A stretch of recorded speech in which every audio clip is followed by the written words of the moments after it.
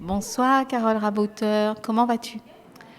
Bonsoir Cynthia, bonsoir à tous ceux qui nous écoutent. Je vais très bien. Je suis contente d'être là et je trouve que c'est tellement beau d'être en vie que je suis toujours pleine d'énergie et ravie de pouvoir parler de ma passion parce que je crois que c'est le sujet sur lequel tu vas m'emmener. Oui, alors est-ce que tu peux nous dire qui es-tu vraiment et qu'est-ce que tu fais dans la vie? Alors, donc, je m'appelle Carole Raboteur, comme tu l'as dit. J'ai quelques années, mais j'ai surtout quelques années de pratique théâtrale. Je suis comédienne depuis environ une quinzaine d'années en Guadeloupe. J'ai un autre métier aussi. Je suis dans l'éducation nationale. Je dirige un établissement du premier degré. Je forme des enseignants. Mais ma passion, c'est le théâtre. Donc, je dirige une compagnie de théâtre qui s'appelle Les Muses en scène. Et donc, avec les Muses en scène, je propose régulièrement sur les scènes de Guadeloupe des pièces de théâtre. Après 15 ans d'expérience, est-ce que tu peux nous dire où en est l'état du théâtre en Guadeloupe? Alors, c'est une très grande question. Je peux donner que mon ressenti. C'est à travers mes expériences et le regard que je porte en général sur le théâtre. Ce qui est certain, c'est que les Guadeloupéens aiment le théâtre et depuis très longtemps. Que le théâtre apporte beaucoup de choses aux gens et que c'est un vivier d'excellents comédiens. La Guadeloupe a d'excellents comédiens et comédiennes. Alors peut-être les remarques un peu à faire seraient sans doute au niveau de la formation. C'est vrai qu'on n'a pas de conservatoire national, c'est-à-dire que nos jeunes qui ont envie de devenir des comédiens professionnels ou qui ont envie d'exercer des métiers dans le domaine artistique, technique, parce que le théâtre, c'est la lumière, c'est le son, c'est la régie plateau, c'est la direction aussi d'un espace culturel. Tout ça, ça fait partie du théâtre et de l'artistique. Et bien, tous ces métiers-là, ici, n'ont pas une offre de formation. Nos jeunes sont obligés de partir se former ailleurs. Et donc, c'est vrai que ça, c'est un problème, qu'il n'y ait pas de vraie formation. Alors, je sais que la région, tout le monde s'en empare, que ça prend du temps et que les choses sont en train d'avancer. Parce que moi-même, j'ai pu bénéficier, par exemple, des formations chantiers nomades proposées par la région Guadeloupe. Donc, on va vers la création d'un conservatoire qui permettra à nos jeunes de se former. Je sais aussi qu'ils ont la possibilité, en partenariat avec d'autres conservatoires qui sont en partenariat avec la Guadeloupe, d'accéder à certaines formations.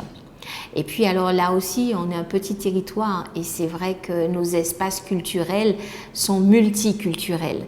Il faut donc laisser la place à la musique, à la danse, aux restitutions d'ateliers, etc. Donc ce qui fait qu'effectivement les programmations sont assez serrées.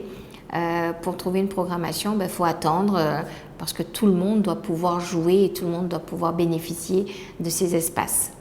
Ils sont là, ils sont vivants et tant mieux parce que la culture vit en Guadeloupe. Après, on aimerait bien évidemment qu'elle s'épanouisse et que tout le monde ait accès à la culture. Parce que finalement, la culture dans une société, c'est vecteur de bien-être, c'est vecteur de réflexion, ça permet d'apaiser le climat social, ça permet beaucoup de choses. Sans culture, on n'est plus rien, on devient des animaux dans un zoo. Voilà. Donc il faut vraiment que les politiques continuent à porter la culture et surtout qu'on a les comédiens, on a les forces vives, on a du talent. Le talent, il est là et il faut qu'il puisse voir le jour en plein soleil. Ça, c'est vrai. On dit que l'art, c'est la nourriture de l'âme. Ta compagnie s'appelle Les Muses en scène. Tu proposes donc des formations, des ateliers de théâtre. Est-ce que tu peux nous en dire plus? Alors, donc, j'ai fait des formations au théâtre nombreuses. J'ai fait les cours Florent. Donc, j'aime beaucoup me former. Je continue à me former, à m'auto-former, mais surtout à me former à l'étranger, me former en Guadeloupe. Parce qu'on a d'excellents comédiens qu'il faut apprendre d'eux, il faut apprendre des anciens, il faut apprendre de ses pairs. Et donc, forte de ce bagage, je suis aussi formateur. J'ai un diplôme universitaire de formateur. Eh bien, le théâtre me permet de proposer, par le biais des Muses en scène, des ateliers.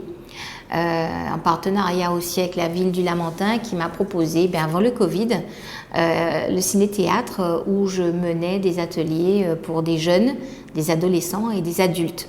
Donc oui, je fais de la formation. Je suis parfois sollicitée aussi pour faire de la formation en entreprise.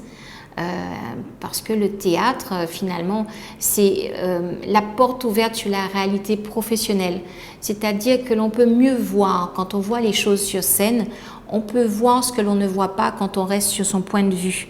Voir les autres travailler, voir ses collègues travailler, permet de voir des problématiques, de voir comment ça fonctionne. Et donc, ça s'appelle donc le théâtre en entreprise. Je fais cela aussi. Je mets en scène des situations professionnelles. Et donc, la personne qui voit son métier sur scène, ça lui permet de prendre une distance, de réfléchir et finalement de monter en compétence. Voilà. Donc, le théâtre, c'est vraiment d'une richesse insoupçonnée. Ça permet aussi de travailler sur soi. Le théâtre, c'est bien connaître son corps. Le théâtre, c'est son corps d'abord. Quand on connaît son corps, quand on sait utiliser son souffle, sa respiration, je sais que je fais des gestes parasites, bon, je le sais, donc je vais me contrôler. Ça me permet d'avoir confiance en moi. Parce que quand on connaît son corps, quand on connaît ses faiblesses et qu'on sait ce sur quoi agir pour évoluer, pour développer des compétences, eh bien, ça permet de gagner en confiance en soi. Et surtout, le théâtre permet d'accepter le regard de l'autre. Parce que la vie, finalement, on est tout le temps sous le regard de l'autre. Peter Brook, qui est un très grand metteur en scène et qui a écrit beaucoup d'articles sur le théâtre, il a dit qu'il suffit que quelqu'un traverse une salle sous le regard d'une personne et le théâtre commence. C'est très beau. Tu as un message à donner à nos auditeurs? Alors, bien évidemment, je vais leur dire que je joue, que la Compagnie des Muses en Scène joue à la fin du mois d'avril, le vendredi 29 et le samedi 30 à la médiathèque du Lamentin. Le Glossaire, qui est une très belle pièce. Je vous invite à venir nombreux. On a besoin du public. Vous allez passer un excellent moment avec nous. Comment ça se passe pour les réservations? Vous pouvez réserver vos billets sur le site d'Olmol ou alors nous contacter soit par téléphone au 06 90 981 566. Vous pouvez aussi nous envoyer un message par mail, les muses en scène tout collé, avec un S à muse et en scène, @gmail.com. Un dernier mot pour la route? Alors, moi, je voudrais remercier le Pige parce que sans communication, comment pourriez-vous savoir que nous existons?